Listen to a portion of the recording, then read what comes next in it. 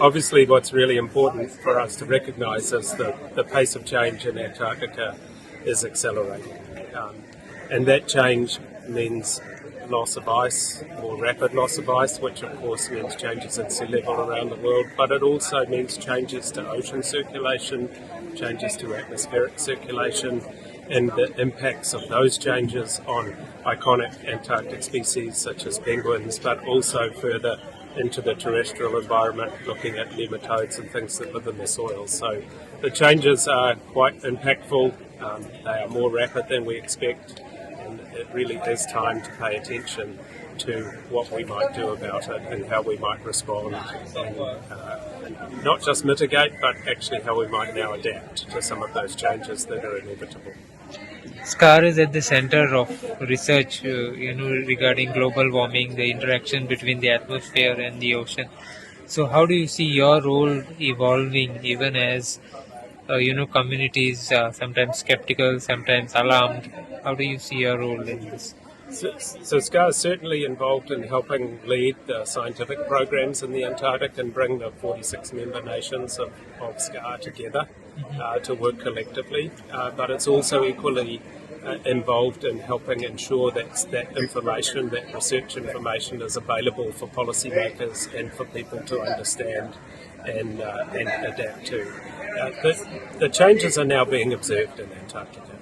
So we know that the changes are happening. They're measured and we can see them. So the challenge for us now is in how we respond to them and what we do about it. And SCAR is partly helping to do that with policymakers through the Antarctic Treaty Consultative Meeting, but also with its messaging out more broadly through programs like this, the NCPOR here in India, but also this meeting, and how we get the messages out from the research here in India that's contributing as well.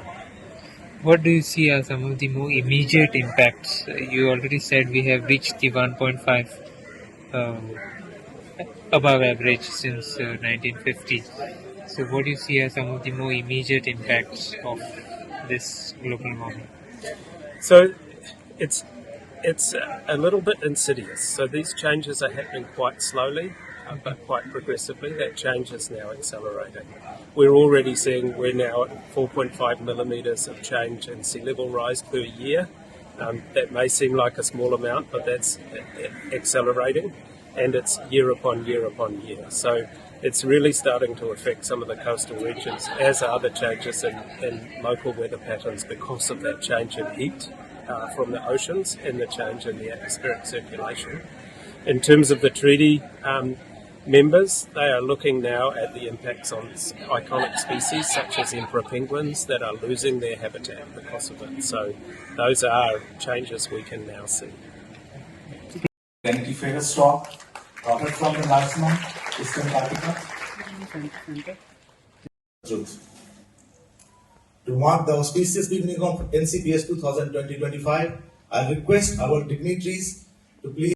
The conference on polar science essentially was originally, the idea came to, have a network within the country, within India, actually to involve all young scientists as well as the middle level as well as senior scientists together to have a potential collaborations among the institutions within the country, as well as think about strategies and ideas for doing science in a better way. I think we do it every 2 years, and this has provided nearly more than 300 people are participating in it. And we also yesterday we had a very enthusiastic young project, polar scientist meeting. So this altogether actually provides an impetus to actually how, as the globe is changing and so is the polar regions, how will ultimately we will, how do we understand them better? Thank you. Thank you.